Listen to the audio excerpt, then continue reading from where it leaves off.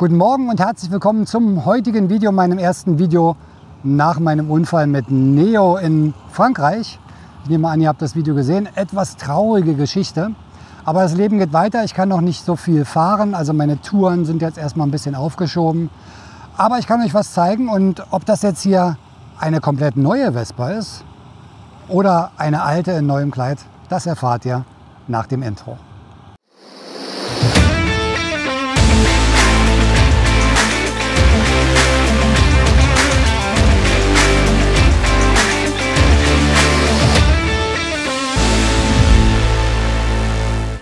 Ich werde jetzt mal das Geheimnis lüften und euch zeigen, was unter der Plane ist. Tada! Und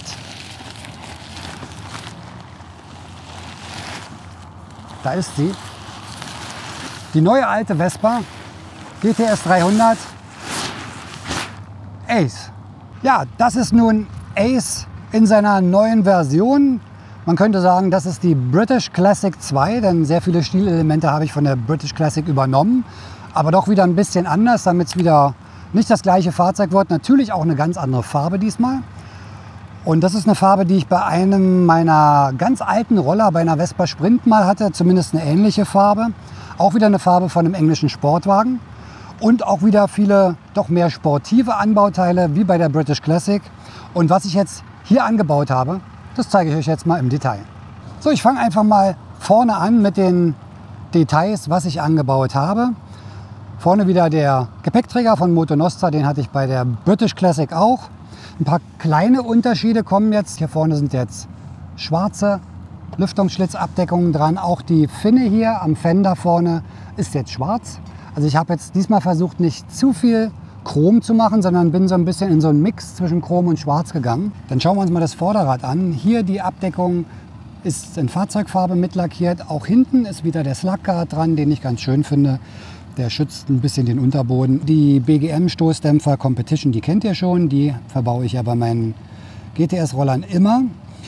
Vorne hatte ich eine Porco Nero vorher auch schon dran, jetzt aber gewechselt auf eine goldene, um ein bisschen Kontrast zum Rot hinzukriegen. Finde ich ganz schön. Ich wollte jetzt nicht zu viel schwarz machen, sondern so ein kleiner Farbtupfer. Den finde ich immer ganz gut, von daher habe ich die schwarze jetzt gewechselt auf eine goldene. Hier vorne ist noch eine neue Schwingenabdeckung drauf, die ist von Moto Nostra. Da gibt es eine ganze Menge neue Teile jetzt, Alu-CNC gefräste Teile, das ist eins davon. Habe ich auch noch in Silber, da bin ich jetzt noch am gucken, welches ich nehme. Aber schwarz fand ich so als Einheit mit dem Stoßdämpfer ganz cool. Die werden hier verschraubt, sieht man hier unten. Links zu den Produkten packe ich euch gerne mal unten in die Beschreibung rein.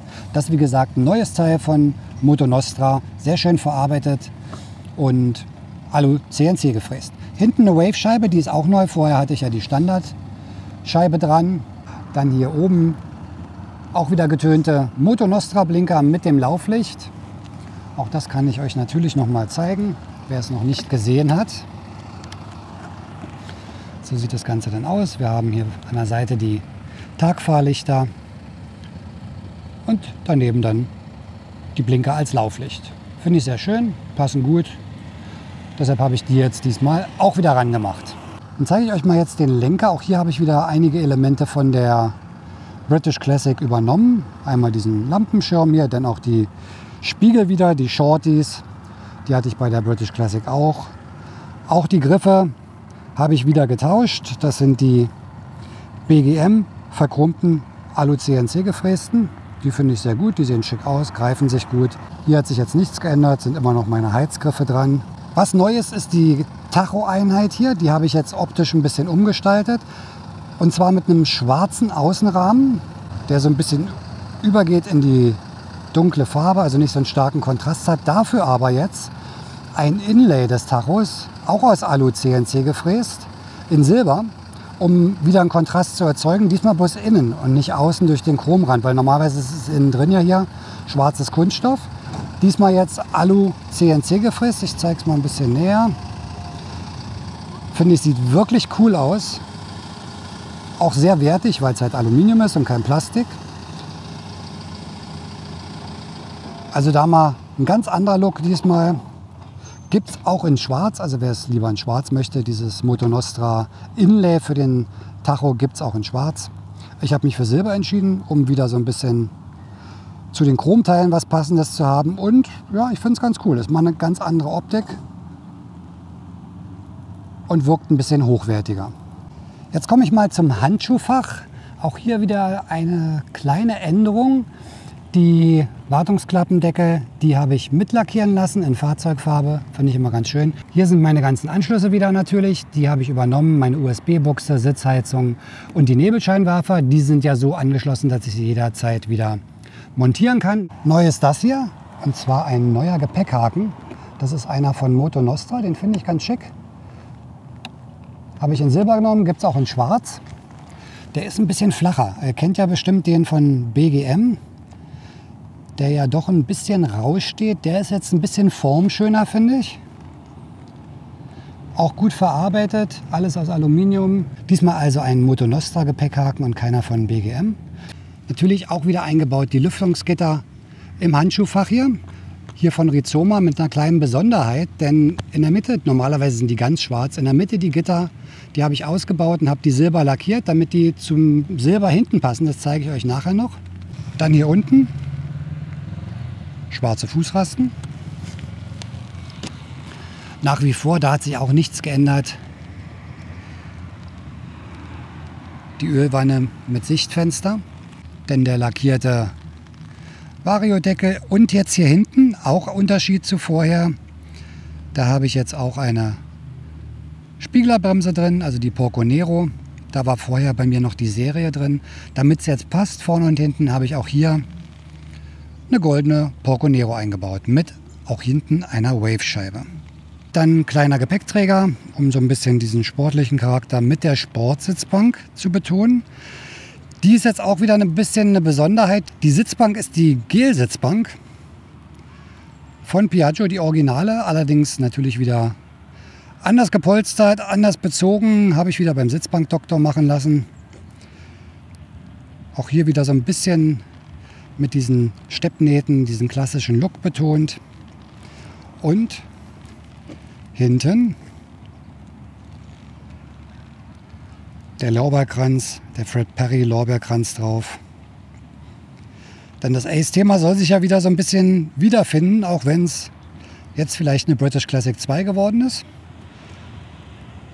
Aber das sind halt so kleine Details, die ich halt immer mag. Natürlich auch wieder ein Union Jack drauf. Jetzt zeige ich euch nochmal die andere Seite. Das auffälligste natürlich die Felgen. Die hatte ich ja bei Ace auch schon dran. Allerdings jetzt komplett anders lackiert. Die hatte ich ja vorher in Silber, die inneren Bereiche. Jetzt habe ich die natürlich auch in Rollerfarbe lackieren lassen. Passt sehr schön. Und die Felgen, die 946er, die sind wirklich toll. Hinten habe ich mich wieder für den Arrow-Auspuff entschieden. Denn der passt ganz gut, finde ich, zu diesem Design. Ist jetzt nicht zu teuer, hat einen guten Klang. Und sieht auf jeden Fall besser aus als der Originale jetzt in dieser Kombination, finde ich. Hier der Wasserpumpendeckel von BGM. Den finde ich sehr schön. Ist schwarz, hat eine super Qualität. Den haben wir gleich mit eingebaut. Und hier hinten ist was Neues. Und zwar von Moto Nostra gibt es jetzt den Ölmessstab aus Alu-CNC. Gibt es in Schwarz, gibt es in Silber. Ich habe einen silbernen genommen. Finde ich auch ganz schick. Ist natürlich stabiler als diese Plastikdinger. Nach wie vor das Einfädeln des Ölmessstabs ist einfach eine Qual. Das muss man leider sagen. Bei der HPE haben sie das nicht so toll gelöst. Aber mit der Zeit kriegt man es raus. Auf jeden Fall immer schön aufpassen. Gerade bei dem Plastikding nicht abbrechen. Wenn das dann im Motor drin ist, ist nicht so schön. Bei dem Alu-Ding wäre es noch schlimmer, wenn der abbricht. Also immer ganz vorsichtig reingleiten lassen und bloß nicht reindrücken oder verkanten. Das ist nicht so gut gelöst bei Vespa. Also die beiden Sachen auch neu, BGM und hier hinten der Messstab.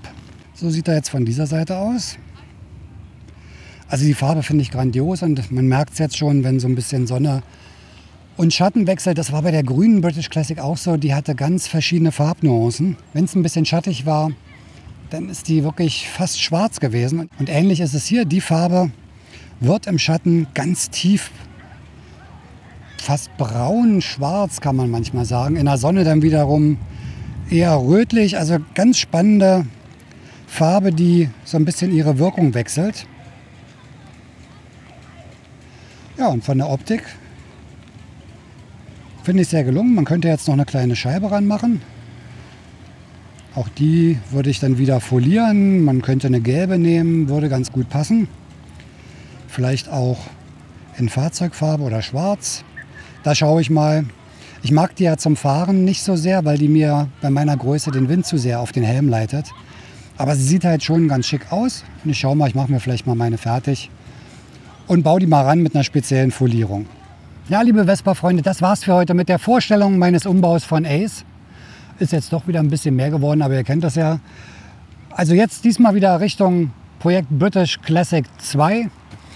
Der Stil ist doch sehr ähnlich, wobei ein paar Sachen unterscheiden sich natürlich, wie die 12 Zoll Felgen, keine 13er mehr, sondern die 946er. Finde ich zu dem Projekt auch sehr passend und man will ja auch mal ein bisschen was anderes machen. Die hatte ich ja vorher bei Ace auch schon dran. Die Farbe finde ich sehr schön. Ihr könnt mir ja mal in die Kommentare schreiben, wie ihr das findet. Auch wenn ihr irgendwelche Fragen zu den Teilen habt. Ich schreibe die natürlich alle unten in die Videobeschreibung mit rein, falls ihr die sucht. Also alles, was ich verbaut habe. Und ansonsten freue ich mich über einen Daumen nach oben und wenn ihr es noch nicht gemacht habt, auch den Kanal abonnieren wäre natürlich klasse. Wir sehen uns wie immer nächste Woche beim nächsten Video. Bleibt gesund und fahrt vor allen Dingen vorsichtig. Macht's gut. Euer Marc. Bis dann. Ciao.